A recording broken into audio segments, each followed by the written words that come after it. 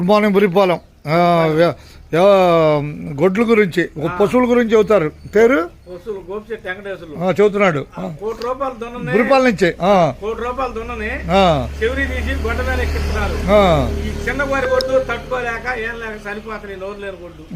కానీ నాటు గొడ్డల్లో దున్నపోతులు తీసి 2 చెవురీలు పంపిస్తే పెద్దది చేసుకునేవాడు పెద్ద బరికి చేసుకుంటాడు, చిన్న బరికి చేసుకునేవాడు చిన్న బరికి చేసుకుంటాడు.